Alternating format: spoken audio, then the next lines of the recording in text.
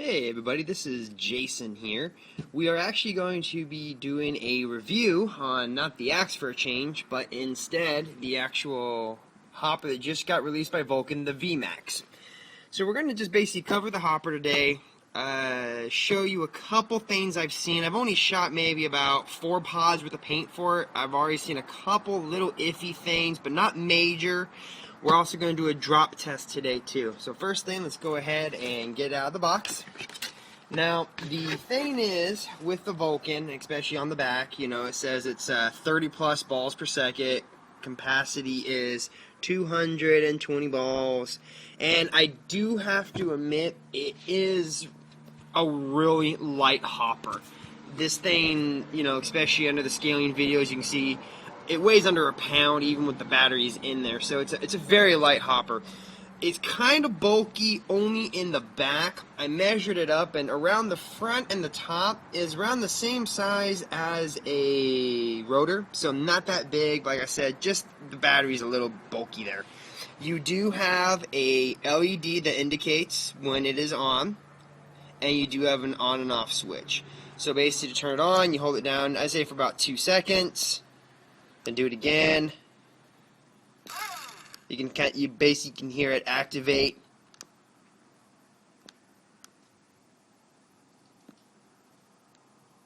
Okay, cool. So this is a little button video. So what we're gonna do first thing is we're gonna go ahead and do a drop test on this hopper, just see how it goes. So the one thing I do like is with the lid, it's gonna be kind of hard doing with one hand, so bear with me here. It does pop open quick. I do like that. I have had some hoppers where the lid just kind of delays a little bit with the spring on here. As you can see, it does pop back really quick. So let's go ahead and make sure it's off. Perfect. We don't want it hopping around when we're putting the balls in here. So let's go ahead and load up.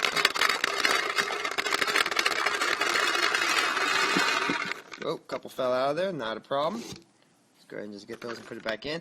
And of course, as always, I always do shoot the PMI Premium. Now, one thing I did notice with this hopper is if it moves around a little bit, you do not have to prime it. It's only when it's you have it on your gun, for example, then you turn it on, but we all do that. So it is on. Actually, no, it is off. Sorry about that. Let me just turn it on over here. Sorry for the bad angle. Okay, there we go. Okay, so let me get this kind of positioned right here for you so you can actually see the balls dropping in. Okay, and here we go.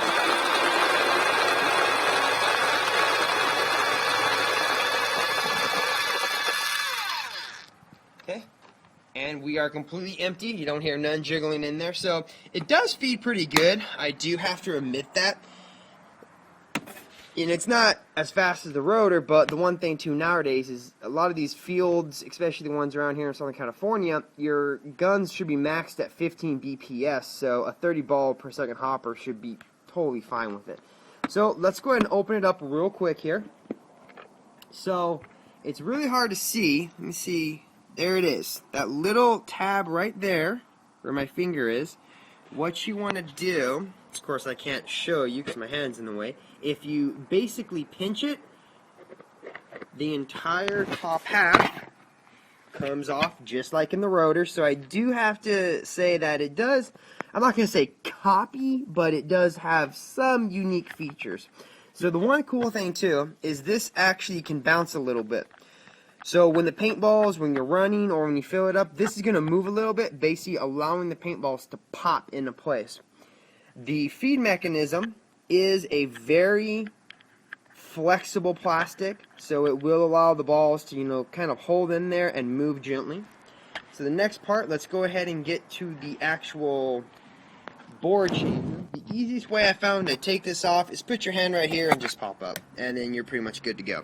So with the design, you have the actual feed cylinder and the board. To remove the feed cylinder, all you do, just like in the other videos, one thing, pop it up. Just make sure to unplug it from the harness. Just be real careful, everybody. Let me get a good view here. Just kind of wiggle it back and forth, and then there you go. So with this, there's nothing much to it. You have one board, two 9 volts. This not concerning me right now. Okay, so here's the actual feed cylinder. You have a single motor, and the sensor, which we're all used to, like the Halos having a eye sensor, this actually has a wheel sensor. So I found that actually pretty cool. You can see if I can, you can kind of see it right there protruding out a little bit. Basically, as the balls go down, this actually, let me get a good angle here for everybody, starts to do this. It actually spins almost like a spur, and that's what tells the motor to keep feeding, keep feeding, keep feeding. So what we're going to do now, let me plug it back in. We're actually going to watch this operate. Now, of course, this is brand new, so everything is still fresh from the factory, so it's not that easy to get this stuff back in. So let's pop you back on. Okay, so, and here we go.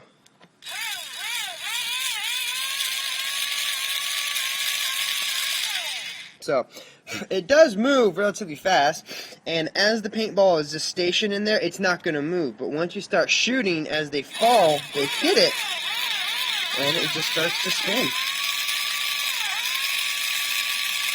So, very nice. I do have to admit, it does spin very freely.